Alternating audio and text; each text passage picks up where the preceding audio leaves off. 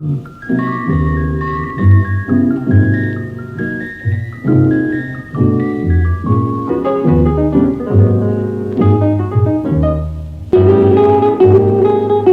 we're here on the network. The network returns to the airways. I'm here with my buddy Chris Stevenson. How you doing, Chris? What's going on, Patrick? Well, we have a lot to talk about and a lot of time to make up. Today, we're going to concentrate on the miracle of Texas and the upstart Republican presidential frontrunner, Rick Perry. Hey, what do you think about this guy, Governor Rick Perry? He thinks he's the Texas tornado, but he's really the white tornado. That's all I see in him. You know, Rick Perry, looking up some of his history from Texas A&M, you know, son of a farmer, cotton farmer and all that. Not a football player at A&M. Not a football player. But a cheerleader. He was a cheerleader. They gave it a tag. For they called it a yell leader. Give me a T. So it was, you know, since it's a male cheerleader. Give me an E. Give me an X. Give me that. You know, that's the thing. The next it's president. Time to X out Rick Perry as a presidential candidate. Okay? Give me a T. Give me an X. You know? Give me an A. Perry, bring out your pom-poms and just and go back to Texas A&M because you got no right whatsoever to be Obama's successor in the Oval Office. None. Forget it. Forget it. You don't qualify. How is he on a... everybody's talking about the miracle of Texas. He's trying the old George Bush strategy. And let's hit that from the beginning. Okay. Does George Bush and Perry get along? No. They don't get along. No. Karl Rove, he's not part of that crew. No. They don't like Perry. See, they Bush and Rove and all of those are those are Lee Atwater's boys. Right. Okay. Perry is out there and way out in I don't know where from south left field somewhere. I mean, he's out there somewhere. You know, he doesn't. They don't get along with it. He's too radical even for them. You know, even in an era where you have a lot of kooks who have come, especially since midterm, who have come out and tried to oppose Obama. He sticks out. Okay. And you know, a lot of his personal policies, you know, he pro-life, he's for the death penalty, very hard for the death penalty. He's executed more than what 234 people. In how many years as governor? 11 years as governor. Now that's a lot. That's a record in modern times. Okay, which I guess not modern times meaning either World War II. But I think they brought modern times up a few years. He's been called on the carpet for some of his executions. One, for instance, is Cameron Willingham, the guy that said he set his house on fire, killing his 3 children. Yes. What did he do surrounding that's so controversial? Now, what I've been hearing is that what he has done, because I guess they had an investigation. They had some independent investigators find that this guy really was innocent. You know, he didn't burn down his house. You know, there's a lot of evidence going on that he didn't do it. So what happens? What does Perry do? He fires these people, and then he brings in his own people, and they find they find the way they lead justify the execution. Right, they justify the execution. So it's a cover up. It's so-called cover up. You know, a lot of these I might as well call them supremacists, whatever. They hate to be wrong. Right. You know, and they, no matter what. And they will do anything to make you think that they were right. You know, yeah, it's all over the country. But he's especially kooky when it comes to these. Well, he wants situations. to bring the Texas miracle to the rest of the country. He wants to bring it. Tell me about the Texas miracle. How's the poverty rates and how's employment in Texas? Employment doesn't seem to be very good. It's getting worse. Right here, the poverty rate here. I guess the poverty record here is with the job record 17.3% in 2009 were unemployed. Now it's moved up to 18.4% in 2010. That's compared to the United States unemployment rate of 14.3%. The poverty rate. Poverty rate of I'm sorry, yeah, and that's similar to the unemployment rate. Right. You know, 14.3% for the United States and back in 2009 and 15.1% for the United States back in 2010. So obviously there's no miracle. There's no miracle. It's significantly higher than the United States. And they're saying that some of the jobs that were created are not high-wage jobs, that's eliminating poverty. Right. So really, this great miracle is a figment of the imagination that's trying to catch those that have been anti-Obama from the get-go. They're latching on to this Republican candidate like he's going to bring the new miracle to the country. Jobs at Walmart and McDonald's, they're okay, especially if you're young, but they don't eliminate poverty. You know, plant jobs eliminate poverty. You know, good jobs. You know, the construction jobs, things like these. You know, these jobs eliminate poverty. You know, the more people have them, the less poverty you get. Right. Now, he's also talked about Obamacare. They've labeled Obama what he did with the health care situation, not telling the truth about it.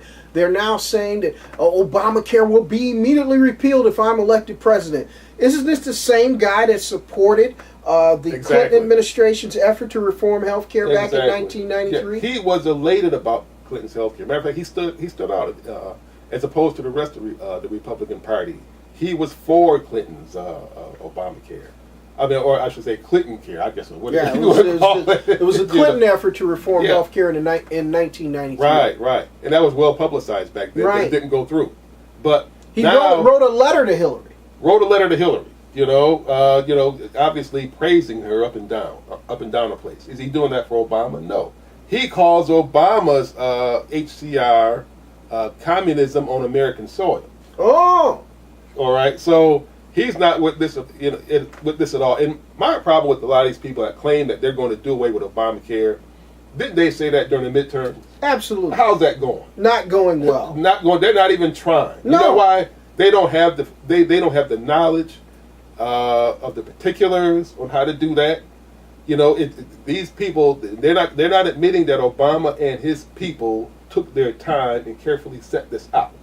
And even though all people in the country aren't in line with this, they know it's the best thing. It's a lot better than what we had before. Absolutely. So that's the main thing. And you just can't just get in there and say, "Oh, I'm going to get rid of health care," and you don't even know. You probably can't even understand from page 1 to page 10. Not to mention the rest of what's 1,000-something pages long. Right. Absolutely. So, you know, you can blurt that out, but it doesn't mean that you're going to be successful at it. Right. Yeah, and this is something too. Since we have not done a network for a while, and it's good to be back on the air with the network, we've got to catch up on this. Is the fact that we've got the Republican candidate starting to really stand in front, and it's starting to come to light. Especially right now, we're talking about Rick Perry, the so-called front runner for the Republican nomination for president. You know, I thought one of the debates he called the Social Security a Ponzi scheme. I mean, how does that affect the elderly out here that are depending on Social Security every month to get, you know, most of us are looking at this as a program that we're going to have to depend on if we make it to our elder years.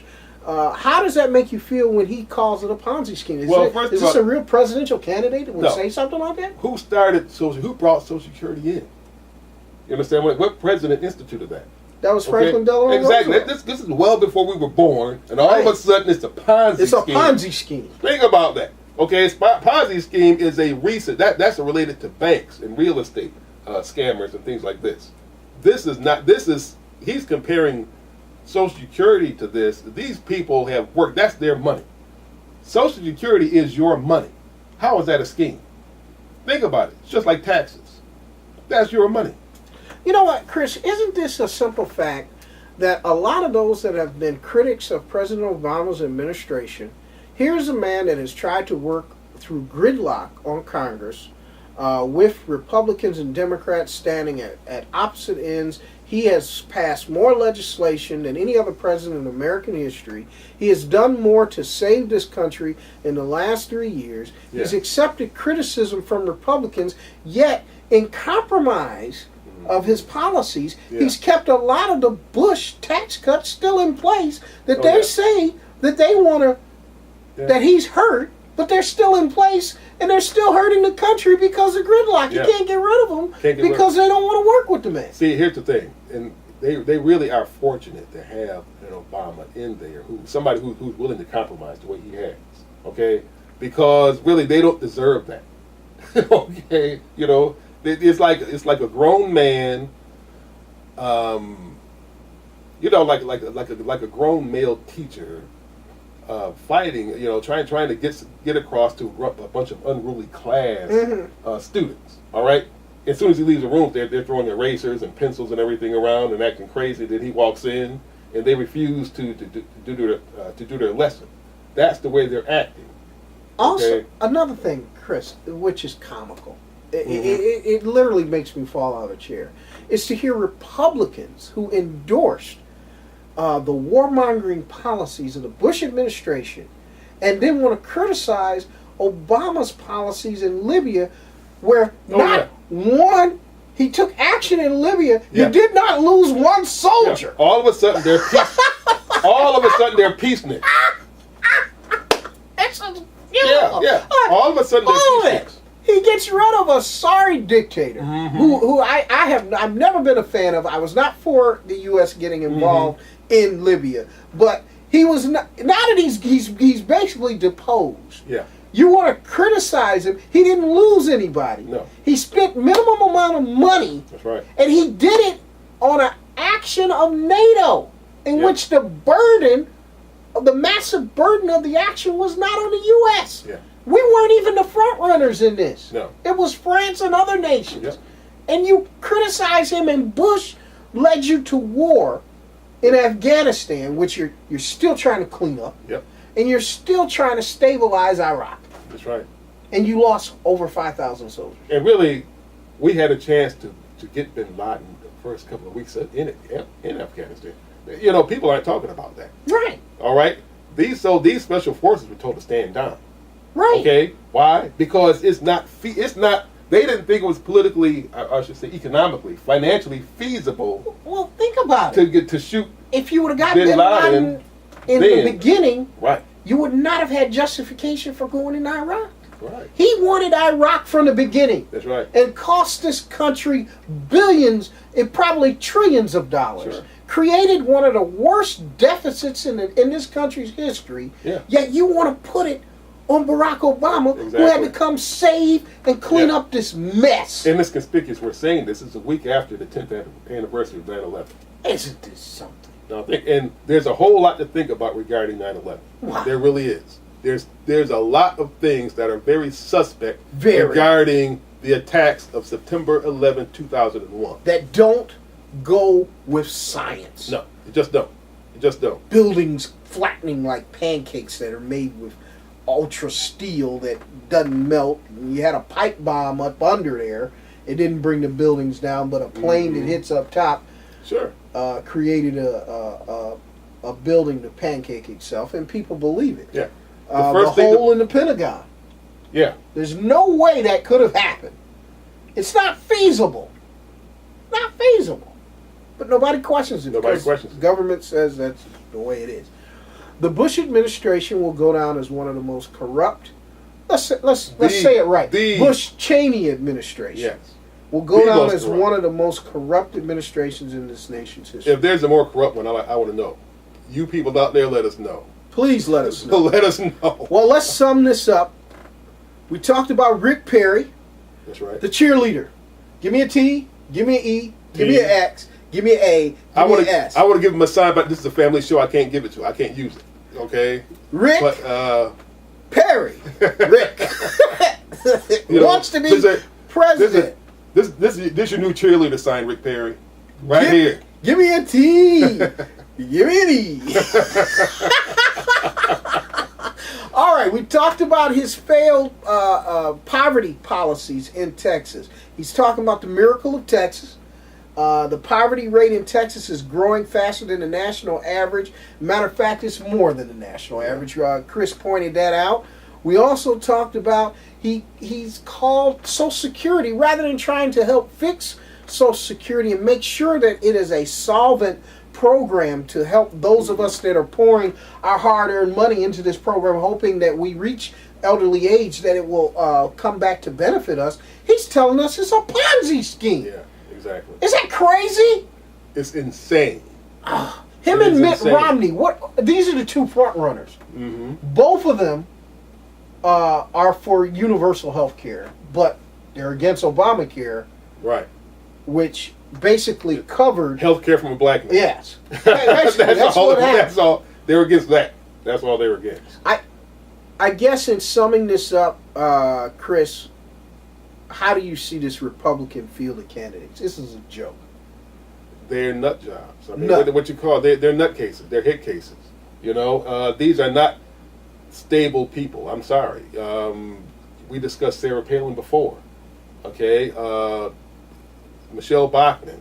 You know, these are the success. These are the people left over from the midterm elections. A whole field of mentally and psychologically unstable people. Universal losers. Yes, universal losers that want to replace Obama. I mean, I know Republicans have smarter people out there, okay? And I know that, and you know, Cain, what's his name? Herman Cain seems to be pretty smart. They're not I like Ron Paul better than the rest of them. At least we know where he's coming from. Yeah, at least you know where he's coming from. You know, but they're not. These are the people. They're in the back burner. Right. They're in the background. They're not going to let them. You know, they in order for the Republicans to really feel that they beat Obama, white nutcase has to beat them. Right. Okay, and that's the statement they're sending out. Well, I tell you what, the network is back. We're going to be on the air more and more. You stay tuned to the network here on clbTV or on YouTube, or you can reach us at our Facebook pages. The network is here. We're going to be talking about this right up until the end. We're talking about it. And we want to talk about our new presidential candidate for the Republican Party, Rick Perry, today, our cheerleader. He's our cheerleader, Chris. Give us a T, give us an E, give us an X. We've got Rick. Give us an O, give us a U, give us a T. Rick, you're out. You're going to be out of there. You're going to be out of there. Oh, I can see it. Okay. Yes. Hey, we will see you next week. We're back. The network has returned to the airways. All right, that's all for us here. I'm Pat Freeman. This is my buddy Chris. All right, man. We'll see you next week right here on the network.